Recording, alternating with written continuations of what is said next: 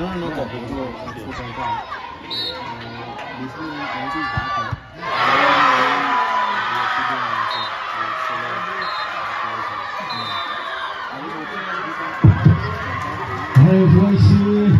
in the district championship semi-final.